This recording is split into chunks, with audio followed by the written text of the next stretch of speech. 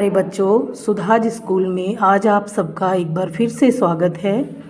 आप लोगों को अगर मेरे वीडियोस पसंद आते हैं तो इस चैनल को सब्सक्राइब करें और लाइक करके अपने दोस्तों को शेयर भी करें। आज हम सेमुशी कक्षा 9 की संस्कृत पाठ्य पुस्तक के तीसरे पाठ गोदोहनम को आपको पढ़ाने जा रहे हैं।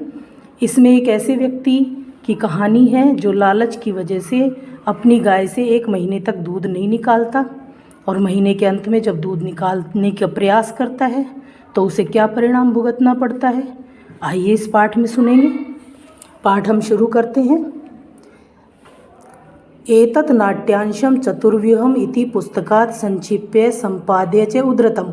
यह नाट्यांश चतुर्व्यूह नामक पुस्तक से संपादित करके और संक्षेप करके उद्धृत किया गया है। अस्मिन् नाटके, इस नाटक में एतादृशस्य जनस्य कथानकम् अस्ति। इस प्रकार के, एतादृश्य माने इस प्रकार के, जनस्य माने व्यक्ति की, कथानकम कथानक यानी कहानी, अस्ति माने है।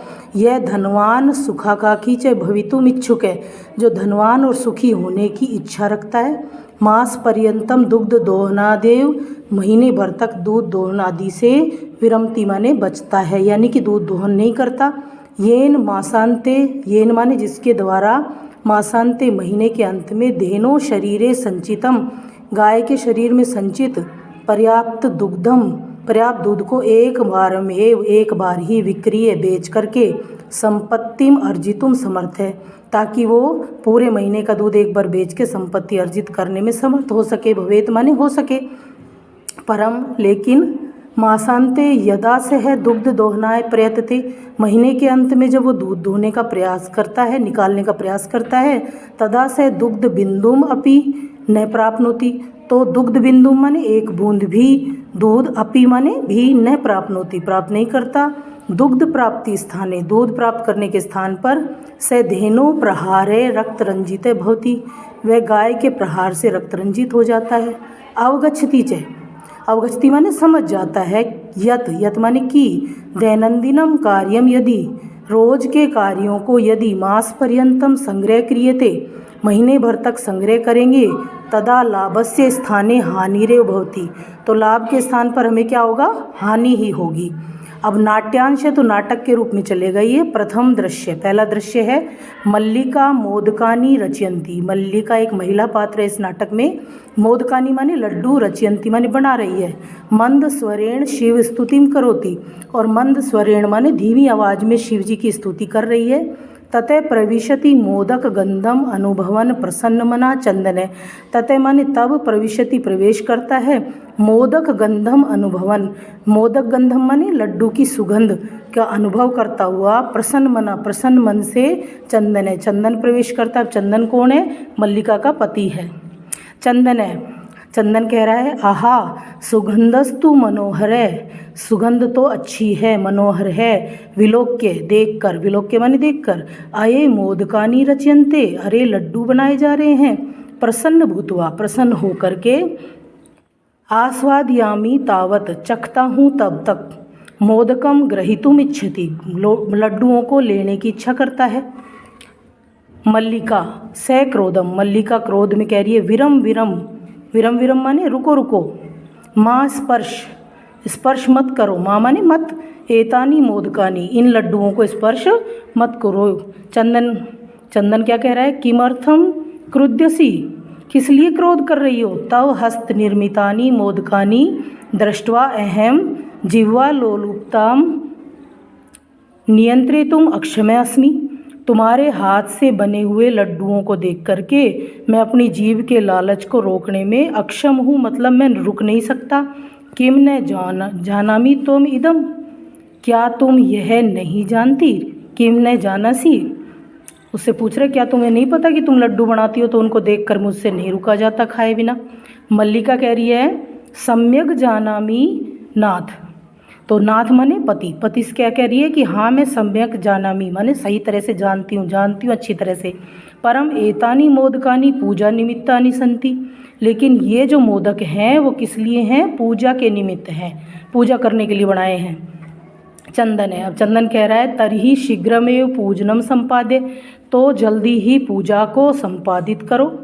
भाई जी अगर पूजा के लिए बनाए तो जल्दी से पूजा कर लो। प्रसादम च देही, और मुझे प्रसाद दे दो। मल्लिका कह रही है भो अरे अत्र पूजनम न भविष्यति, यहाँ पर पूजा नहीं होगी। अहम स्व सखी भी सह स्व प्रातः, मैं अपनी सखियों के साथ सुबह कल, स्व माने होता है कल, आने वाला कल जो है, प्रातः काशी विश्वनाथ मंदिरम प्रति गमिष्यामि, काशी विश्वनाथ मंदिर की ओर में जाऊंगी। तत्र गंगा स्नानम धर्म यात्राम च वयम करिष्यामि, वहाँ पर गंगा स्नान और धर्म यात्रा हम सब करेंगे। अब चंदन क्या कह रहा है, सखी भी सह न मया से है विषादम नाट्यति, विषादम माने दुख प्रकट करने का नाटक करता है। सहेली के साथ जाओगी, मेरे साथ नहीं। सखी भी से है सहेली के साथ, न मया से है मेरे साथ नहीं। मल्लिका कह रही है आम, हाँ, आम माने हाँ। चंपा गौरी माया मोहिनी कपिलादया सर्वा गच्छन्ति, ये सब सहेलियों के नाम बता रही है कि हम सब जाएंगे। चंपा गौरी माया मोहिनी कपिला आदि सब जाएंगी। अतः मया सह तव आगमनस्य औचित्यम नास्ति, इसलिए मेरे साथ तुम्हारे आने का कोई औचित्य नहीं है। वयम सप्ताहांते प्रत्यागमिष्यामि, हम एक सप्ताह के अंत में वापिस आ जाएंगे। तावत, तावत माने तब तक, गृह व्यवस्थाम, घर की व्यवस्था, धेनो दुग्ध दोहन व्यवस्थाम च, और गाय का दूध दोने की व्यवस्था, परिपाल्य माने पालन करना है, यानी कि तब तक तुम्हें घर का भी ध्यान रखना है और गाय का दूध भी दोहना है। तो अभी वो आगे क्या कर रहा है, द्वितीय दृश्य, दूसरे दृश्य में क्या कर रहा है देखो। तो अभी वो आगे अपना कहानी चल रही है, इसमें बता रहे हैं द्वितीय दृश्य, दूसरा दृश्य आ गया क्योंकि ये नाटक है इसलिए। चंदन कह रहा है अस्तु गच्छ, अच्छा जाओ। सखी भी सह धर्म यात्रया आनंदिता च भव, सखियों के साथ धर्म यात्रा तुम्हारी कैसी हो, आनंदित रहे। अहम सर्वमपि परिपालिष्यामि, मैं सभी कार्य अच्छी तरह से कर लूँगा, मतलब सारा पालन कर लूँगा। शिवास्ते संतु पंथाने, जब कोई जाता है तो संस्कृत में ये बोलते हैं कि भई आपकी यात्रा शुभ हो। शिवास्ते संतु पंथाने, आपकी यात्रा मंगल में हो। चंदन फिर से क्या कह रहा है, मल्लिका तू धर्म यात्राए गता, मल्लिका तो कहाँ गई, धर्म यात्रा में चली गई। अस्तु दुग्ध दोहनम कृत्वा तत् स्वप्रातराशम प्रबंधम करिष्यामि, अब मैं दूध दोह करके यानी दूध निकाल करके स्वप्रातराश, प्रातराश का मतलब होता है नाश्ता, स्वप्रातराश माने अपना खुद के नाश्ते का प्रबंधम करिष्यामि, करूँगा। स्त्री वेशम धृत्वा, स्त्री के वेश को धारण करके, कपड़े धारण करता है वो स्त्री के। दुग्ध पात्र हंसते है, और दूध का बर्तन जो है हाथ में पकड़ता है। नंदिनिया समीपम गच्छति, और नंदिनी के समीप जाता है। उमा, तब तक कोई बालिका आती है, उमा आवाज़ लगाती है बाहर से। अब उसने स्त्री वेश क्यों धारण किया चंदन ने, क्योंकि रोज़ तो नंदिनी दूध निकालती थी, तो नंदिनी के कपड़े पहन लिए ताकि गाय उसको दूध देने से मना नहीं करे, यानी कि गाय उसको समझे कि ये नंदिनी दूध निकाल रही है, इसलिए उसने स्त्री वेश धारण किया। इतनी देर में उमा आई, उमा आवाज़ लगा रही है मातुलानी मातुलानी, मातुल माने होता है मामा और मातुलानी माने मामी, तो वो बाहर से आवाज़ लगा रही है मामी मामी। चंदन कह रहा है उमे अहम तू मातुले, उमा मैं तो मामा हूँ। तव मातुलानी तो गंगा स्नानार्थम काशीम गता अस्ति, तुम्हारी मामी तो गंगा नहाने के लिए काशी गई है। कथे कहो, किम ते प्रियम करवाणी, कि तुम्हारा मैं क्या कार्य कर सकता हूँ बताइए। उमा कह रही है मातुल पितामहम कथयति, मामा पितामह यानी दादा नाना दोनों ही होते हैं संस्कृत में। पितामहम कथयति कहा है, मास अनंतरम अस्मत् गृहे, महीने के अंत में, मतलब इस महीने के बाद हमारे जो घर है उस पर महोत्सव भविष्यति, महान उत्सव होगा यानी बड़ा उत्सव है। तत्र 30 सेटकम इतम, 300 किलो दुग्धम अपेक्षते, दूध की अपेक्षा है यानी कि चाहिए। ऐसा व्यवस्था भवद्भि करणीया, इसकी व्यवस्था भवद्भि माने आपने ही, आपको ही करणीया माने करनी है। चंदन है प्रसन्न मन सा, प्रसन्न मन से कह रहा है 30 सेटक परिमितम, 300 किलो दुग्धम दूध, शोभनम बहुत अच्छा, दुग्ध व्यवस्थाम भविष्यति, दूध की व्यवस्था हो जाएगी।